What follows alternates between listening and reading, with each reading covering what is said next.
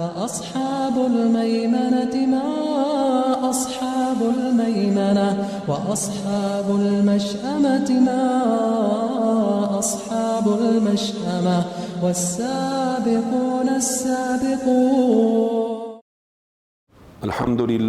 Хвала Аллаху, Господу миров, по милости которого совершаются благие дела. Я свидетельствую, что нет божества достойного поклонения, кроме Аллаха, и что наш господин Мухаммад – его раб и посланник. О Аллах, благослови и приветствуй миром нашего господина и любимца Мухаммада, его семью и сподвижников. О рабы Аллаха, я завещаю вам и своей грешной душе бояться Всевышнего Аллаха. Бойтесь же Его и повинуйтесь Ему, ведь поистине Аллах с теми, кто богобоязнен и кто творит добро. Всевышний Аллах создал нас, чтобы мы познали Его и поклонялись Ему на основе познания. Он также возложил на каждого из нас определенные обязанности, которые мы должны выполнить. Одна из таких обязанностей, о которой сегодня пойдет речь, это верность. Человек, которому Всевышний вверил какую-то работу или обязал долгом, должен быть верным и честным. Честность – это очень высокое качество и великий нрав. И более того, она является обязанностью, возложенной Господом миров и Его посланником, да благословит Его Аллах и приветствует. Так, нам велено соблюдать верность во всех делах, а самый верный человек, несомненно, является посланник Аллаха, который выполнил свою обязанность и понес то великое бремя, что возложил на него Аллах, донеся до нас Слово Божье. По милости Аллаха, а затем благодаря верам наших предков, мы являемся мусульманами. Пусть Аллах не лишит нас веры. Господь миров даровал нам большое благо посредством наших предков. Бремя, которое понес любимец Аллаха, мир ему и благословение Всевышнего, теперь лежит на наших плечах, и мы обязаны понести послание Господа миров. Каждый человек должен придерживаться верности и честности во всем. Самим собой, семьей, соседями, друзьями, на работе, будь она государственной или частной, как рынок или торговля. Наличие верности несет большую благодать, а ее отсутствие является вероломством. Господь миров говорит: «Поистине, Аллах не любит вероломных». Признаком верности является полноценное выполнение своей работы. Приведем пример. Однажды Абдуллах ибн Умар, да будет доволен им Аллах, шел по дороге и встретил одного пастуха. Желая проверить его верность, Абдуллах спросил его: «Не продашь ли мне одну овцу?» На что тот отказался, сказав, что этот скот ему верен на хранение. Тогда Абдуллах предложил ему соврать хозяину скота, что одну овцу съел волк. Но пастух посмотрел на небо и воскликнул: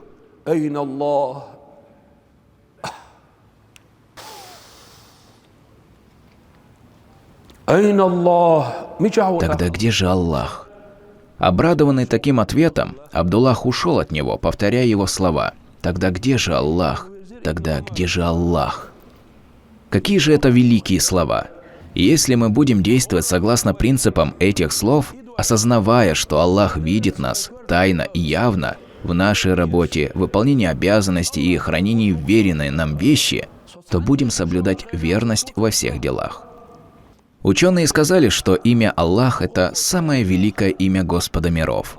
Аллах – это имя того, чье существование является обязательным, у кого нет ни начала и конца. Того, кто обладает самыми совершенными эпитетами и кто пречист от всех недостатков и изъян. Поэтому в сердце каждого мусульманина должно храниться это имя Аллаха, знающего все, видящего все, слышащего все и воздающего за все. Аллах знает, что вы совершаете, и спросит с каждого человека по своему знанию. В судный день раб предстанет перед своим Господом, и между ними не будет ни посредника, ни переводчика. Ему покажут совершенные им деяния, которых он стыдился и старательно пытался скрыть от людей.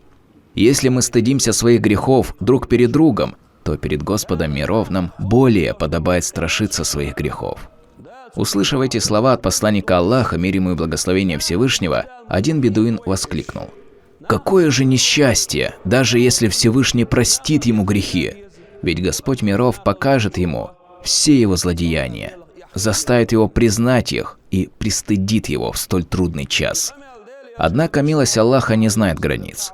В тот день, когда человек признает свои грехи и не сможет найти для себя ни малейшего оправдания, Господь миров обратится к нему и скажет, что, подобно тому, как Он скрыл его грехи в мирской жизни, Он скроет их и сегодня. А как же мы дерзки в ослушании такого милостивого Господа! Пусть Он дарует нам стыдливость перед Ним.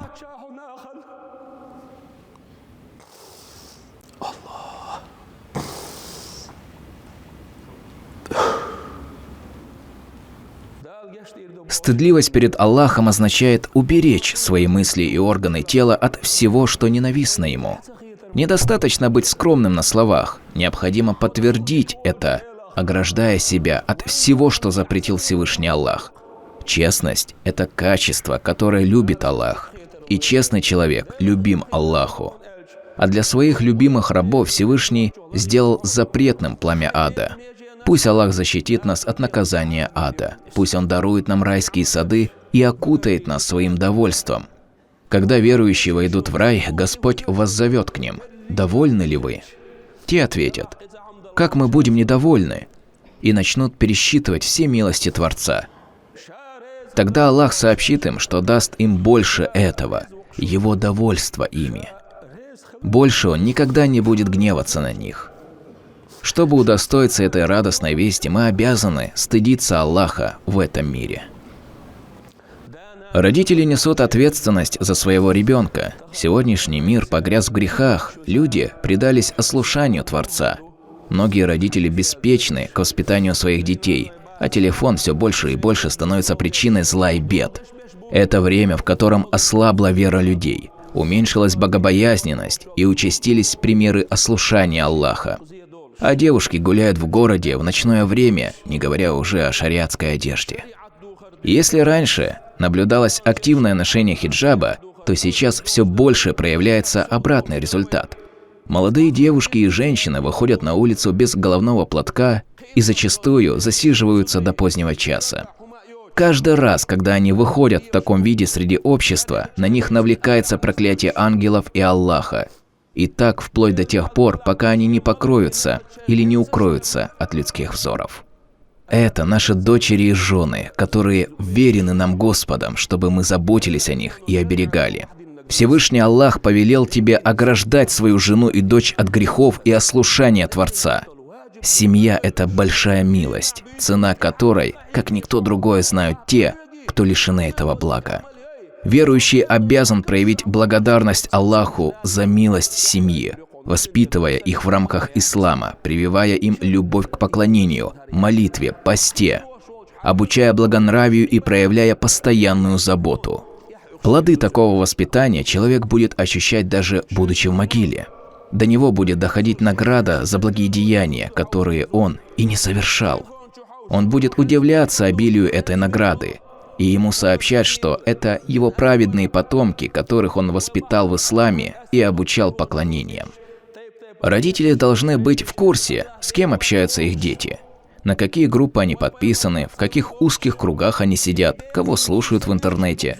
В частности, в нашей республике и за ее пределами появились люди, которые всеми силами пытаются лишить веры нашу молодежь, введя их в заблуждение, утверждая, что Бога нет и что пророк Мухаммад являлся лжецом и искажая учение религии. Поэтому мы настоятельно призываем родителей обратить внимание на религиозную среду, с которой общается их взрослое дитя, особенно девушки, достигшие совершеннолетия.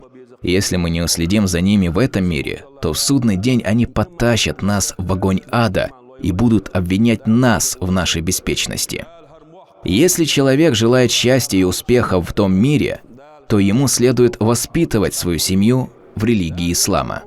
Мусульманин должен быть мужчиной в своей семье, в том, что касается его жены и дочери. Он в ответе за их духовное состояние, ношение хиджаба и поклонение. Клянусь Аллахом, мусульманин, воспитавший свою дочь, покрывший свою жену и дочь и заботящийся о них днем и ночью, является настоящим героем. Пусть Аллах поможет нам выполнить наш долг перед семьями. Пусть Аллах защитит наш народ от всего плохого и дарует сплоченность нашей разрозненной общине. Сегодня мы видим, как исламские страны, несмотря на свою многочисленность, никак не способны помочь Палестине. Все это по причине раскола в рядах мусульман. Условие, по которому Аллах дарует победу, заключено в словах: «Если вы поможете Аллаху, то Он поможет вам». Победа только от Аллаха. Но победа дается только сплоченным мусульманам. А наш чеченский народ – это часть мусульманской общины. И поэтому мы должны объединиться и жить в мире, а также воспитывать свои семьи в рамках ислама.